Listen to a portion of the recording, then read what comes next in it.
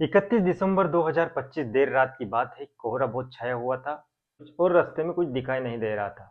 Road पर एक car जा रही थी। कार के पीछे ट्रक और ट्रक के पीछे दो पहिया वाहन चल रहे थे। जैसे जैसे उजाला दिखता, कार की रफ्तार बढ़ती, कार की बढ़ती, ट्रक की रफ्तार बढ़ती और कार साथ में पीछे से आ रहे दो पहिया वाहनों की रफ्तार बढ़ती। तो उस कार को पीछे एक ट्रक फॉलो कर रहा था। जैसे जैसे कार जा रही थी वैसे वैसे ट्रक जा रहा था गई और आगे से एक टर्न आया टी पॉइंट। तो टी पॉइंट में कार ने राइट साइड ले लिया। उस कार के पीछे जो ट्रक आ रहा था उसको घने कोहरे की वजह से कुछ दिखाई नहीं दिया।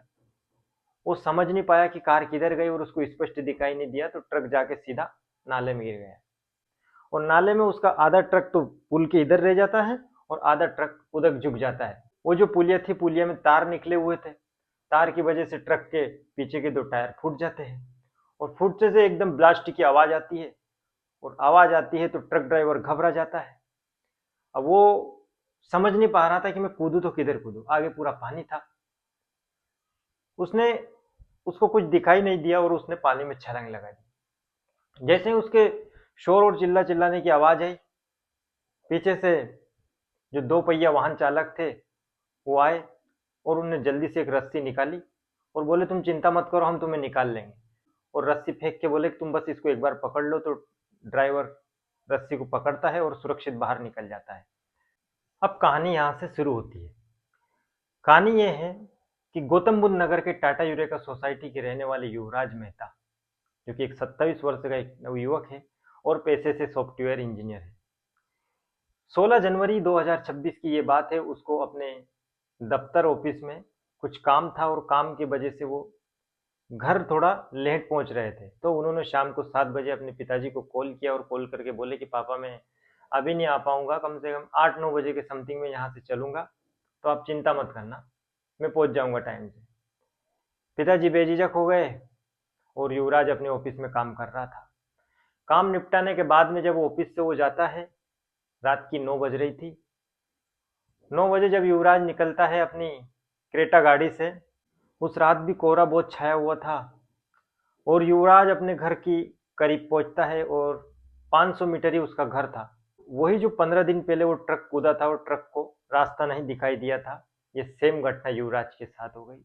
युवराज को टर्न लेना था राइट साइड, लेकिन उनने राइट टर्न ना लेते हुए सीधे युवराज की कार उस पानी के दलदल में जा गिरी। युवराज घबरा गया कि ये हुआ तो ऐसा क्या हुआ। तो उसको याद तो आ जाता है कि मेरे को राइट साइड मुड़ना था और यहाँ जो कार गिरी है यहाँ पे कुछ एक मॉल बनने वाला था और उसने पानी में जैसे तैसे वो खुद को संभाल के बाहर निकालता है और बाहर निकाल के कार के ऊपर चढ़ के अपने पिताजी को फोन लगाता है और बोलता है कि पापा मैं ऐसे ऐसे। और युवराज बोलता है कि पापा ऐसे ऐसे समस्या हो गई मेरे साथ और मैं अब बहुत दुविधा में फंस गया। युवराज मेहता के पिताजी जो राजकुमार मेहता थे, 60-62 साल की उम्र थी। वो घबराते हुए बाहर निकलते हैं और बाहर निकलते से ही अपनी स्कूटी स्टार्ट करते हैं और स्कूटी स्टार्ट नहीं होती है। फिर वो स्कूटी को वहीं रख के घबराते हुए रोड पे जाते हैं और वहां पे एक रिक्शे वालों को हाथ देते हैं। रिक्शा वाला तुरंत उनकी बात सुनता है कि बोले ऐसे ऐसे होगा, मेरा बच्चा कार से आ रहा था ड्यूटी से और ड्यूटी के दौरान वो गिर गया। रिक्शे वाला भी उस बुजुर्ग आदमी की बात मानता है और रात में चलने के लिए तैयार हो जाता है। ये करीब पौने 12 बजे की बात है और जाते हैं वो। कम से कम जब युवराज और उसके पिताजी आगे निकल जाते हैं, वो फिर अपने बेटे युवराज को फोन लगाते हैं कि बेटा तुम मेरे को कहीं दिखाई नहीं दे रहे हो, तुम हो कहाँ।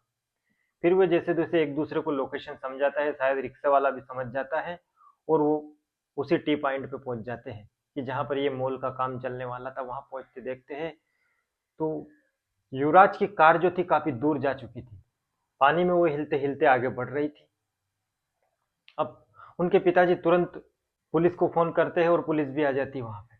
और पुलिस भी देखती थी, लेकिन पुलिस के पास वो पर्याप्त इक्विपमेंट नहीं थे, जैसे कोई जैकेट हो गई या रस्सी हो गई। अब युवराज ना तो युवराज को तैरना आता था, ना युवराज के पिताजी को तैरना आता है। पुलिस वाले भी उस पानी में कूदने की हिम्मत नहीं जता रहे थे।